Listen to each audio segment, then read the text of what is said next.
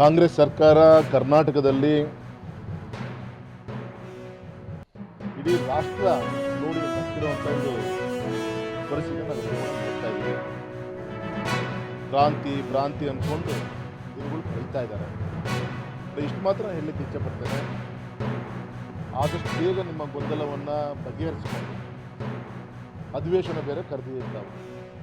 ಅಷ್ಟರೊಳಗೆ ಸ್ಪಷ್ಟವಾದಂಥ ಒಂದು ನಾಯಕತ್ವದಲ್ಲಿ ವಿಧಾನಸಭಾ ಅಧಿವೇಶನದ ಮುಖಾಂತರ ಏನು 6 ತಿಂಗಳಿಂದ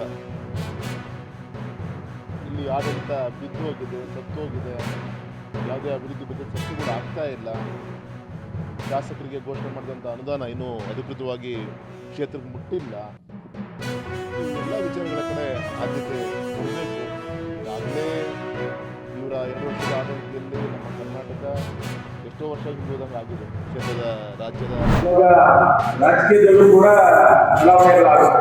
ಮಾರಿಗ್ರಾಮ ಸಮಿತಿಯಲ್ಲಿ ಬದಲಾವಣೆ ಏಕೆ ಆಗಲ್ಲ ಅನ್ನೋದು ಸಾಗರ ತಾಲೂಕಿನ ಅನೇಕ ಜನರ ಪ್ರಶ್ನೆ ಆಗಿದೆ. ಅವರು ವಿಚಾರ ಮಾಡಲು ಅವರು ತಮ್ಮ ಆಡಳಿತವನ್ನು ನಿರ್ವಹಿಸಿ ತಾಲೂಕಾದ್ಮೇಲೆ ಶ್ರೀಯುತ ಗೋಪಾಲಕೃಷ್ಣ ಅವರು ಹೀಗೆ ರಾಜ್ಯದಲ್ಲಿ ಮತ್ತು ಊರಿನ ಅನೇಕ ಬದಲಾವಣೆ ಆಗ್ತದೆ. ಆದರೆ ಮಾರಿಗ್ರಾಮ ಸಮಿತಿಯಲ್ಲಿ ಬದಲಾವಣೆ ಯಾಕೆ ಆಗಲಿಲ್ಲ ಅನ್ನೋ ಒಂದು ಪ್ರಶ್ನೆ ಮತ್ತು ಜನರಿಗೆ ಅನುಮಾನವನ್ನು ಕಾಡಿದೆ. ಇಲ್ಲೇನಂದ್ರೆ ಈಗ ಜನರ ಬಾಡಿಯಲ್ಲೂ ಕರೆಯಬೇಕು, ಜನರಿಗೆ ಲೆಕ್ಕವನ್ನೂ ಕೊಡಲ್ಲ, ಜಾತ್ರೆ ಮಾತ್ರ ಇವರು ಮಾಡ್ತಾ ಇದ್ದಾರೆ. ಆದರೆ ಮೊನ್ನೆ ಗಿರಿಭಟ್ಟವರು ಬಂಗಾರ ಬೆಳ್ಳಿ ಹಿಂದೆ ದುಡ್ಡಿದೆ ಅಂತ ಹೇಳ್ತಾ ಇದ್ದಾರೆ.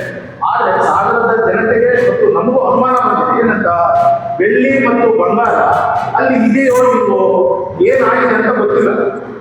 ಆ ರೀತಿ ಒಂದು ಅನುಮಾನ ಮತ್ತು ದುಡ್ಡು ಕೂಡ ಅಲ್ಲಿ ಇದೆ ಅಂತ ಗೊತ್ತಿಲ್ಲ. ಈಗ ಚುನಾವಣೆಯನ್ನು ಕ್ಯಾನ್ಸಲ್ ಮಾಡಿದ್ದಾರೆ, ಹೈಕೋರ್ಟ್ನಲ್ಲಿ 15 ಲಕ್ಷ ಖರ್ಚು ಮಾಡಿ ಕೇಸ್ ಹಾಕ್ತಾ ಇದ್ದಾರೆ.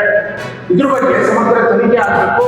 ಈ ಕೂಡಲೇ ಈಗ ಬೇರೆಯವರಿಗೆ ಬಂದ ಕೂಡಲೇ ಎಲ್ಲೋ ಅವರ ಹುಡುಗರು ಮತ್ತು ಈ ವ್ಯವಸ್ಥೆ ಗೊತ್ತಾಗುತ್ತೆ ಅನ್ನೋ ಕಾರಣಕ್ಕೋಸ್ಕರ ಸ್ಟೇ ತಂದಿದ್ದಾರೆ. ಇದನ್ನು ಮುಂದೆ ಸಮಗ್ರವಾಗಿ ತನಿಖೆ ಮಾಡಬೇಕು.